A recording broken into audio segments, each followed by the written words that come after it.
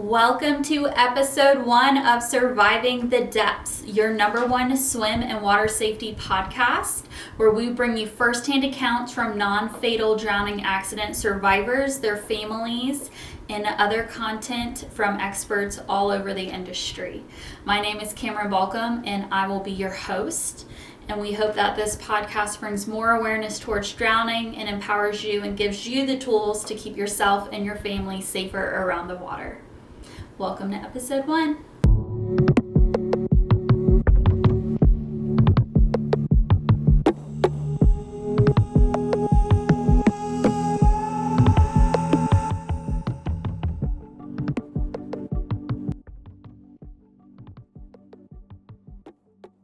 A little bit about me. I own a small swim school out here in the Katy area.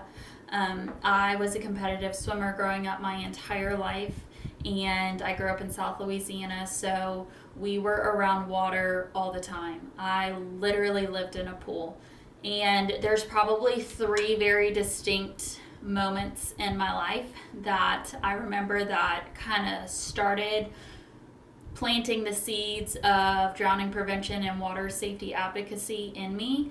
And the first one is going to be when I was 16 years old, teaching swim lessons.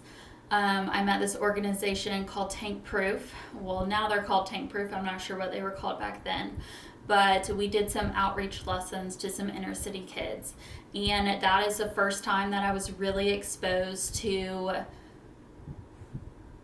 older children that didn't have access to swim lessons, didn't have access to pools, that were maybe a little bit fearful of the water, that they just didn't know how to swim. I grew up in a bubble of people that were very, very good swimmers. I mean, when you're a competitive swimmer, that's kind of like the same people and group that you hang out with.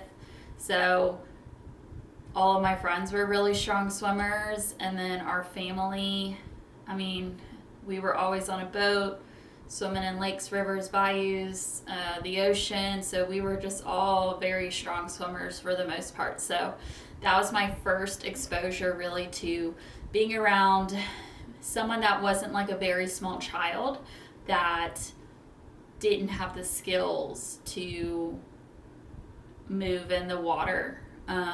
That's when I learned that 88%, that formal swimming lessons will reduce the risk of drowning by 88%. I had no idea of that statistic before. And it just really, I think, planted the seed in my mind and in my heart for water safety and just sharing my love for swimming with other people. Fast forward to, I swam all the way through college, so now I've graduated college. My first job out of college was an aquatics director position at a swim school, and that owner of that school opened my eyes up to how drowning is the number one cause of accidental death for kids under age 5. I had no idea that it was that big of an issue for that population of people.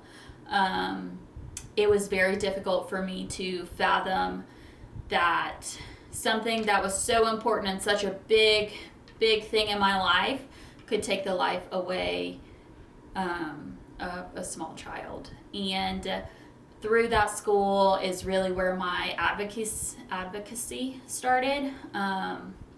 Just educating on drowning prevention, researching it, getting myself as educated as possible so that I could make sure all of our families that we serviced were well equipped to have the necessary tools and knowledge to keep their families safe around the water. At that school is where I learned most of my survival skills. I learned the importance of backfloating at that school, and after that I moved on to a different program. It was managing another aquatics program, but in more of like a gym setting. So we didn't just have swim lessons, we also had free swim or open swim, whichever one you want to call it. And that's kind of when I was exposed to the ignorance that there is around drowning and water safety, and how many families and parents just live in this world where they just believe that they're invincible and that that thing will never happen to me, not my family. I watch my kids. Those are a lot of things I always heard. I would have to argue with parents or members on a daily basis of why they had to get in the pool with their kid that can't swim. And their argument was, well, I'm watching from over here, which is 10 feet away, sitting in a chair on your phone. And yes, your child can stand, but they can also fall over. And if they can't stand back up, they'll drown. I had one instance where we didn't have the name of a child. We had a swim test booklet. We didn't have the name of a child on our list of they passed the swim test, they don't have to get in with a parent. And the parent was very upset, didn't want her child to have to retake that swim test. Sorry, ma'am, there's nothing we can do. I will not let your child get in the water without you if I don't know that they can swim. And that child failed. The second time they took the swim test, they failed.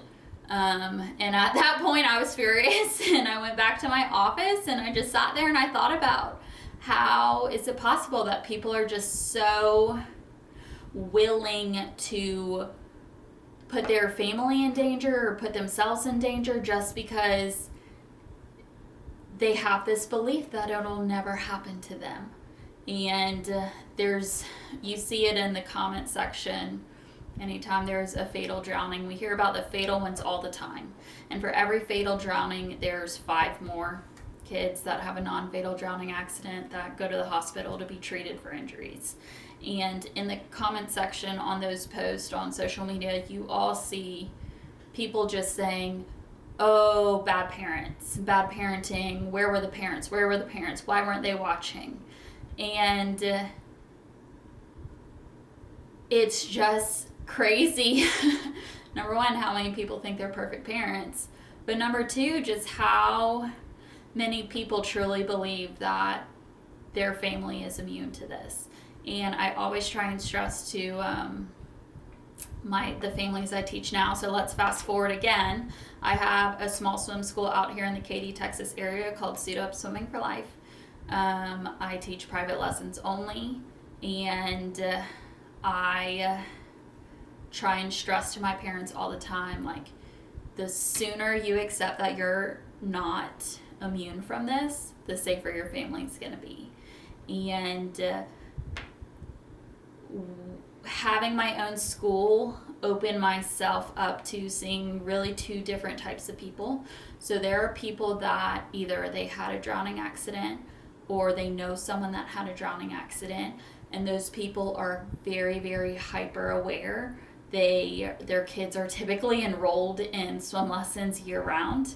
They're very, very cautious.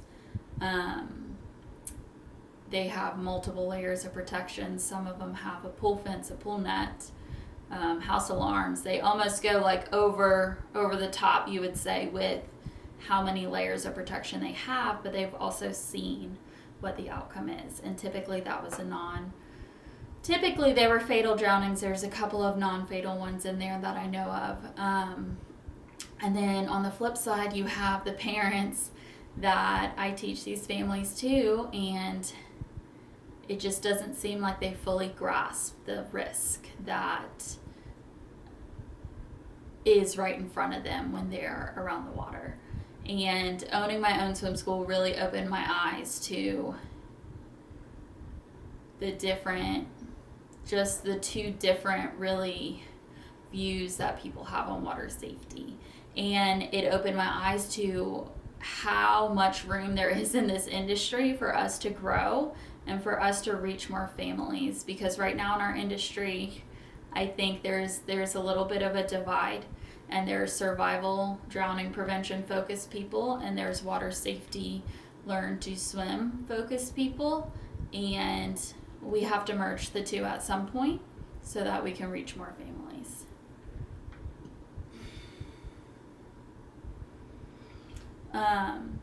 I'm going to keep it short and sweet for episode 1, so I won't bore you to death with the more about me, but I'm super excited for episode 2. We have a very dear friend of mine coming in to share her family's story about their non-fatal drowning accident. So stay tuned. I'm really excited. If you or anyone you know of had a non-fatal drowning accident or a scare, your kid disappeared for a second, they're in the pool, you had to jump in and get them, I would love to hear your story.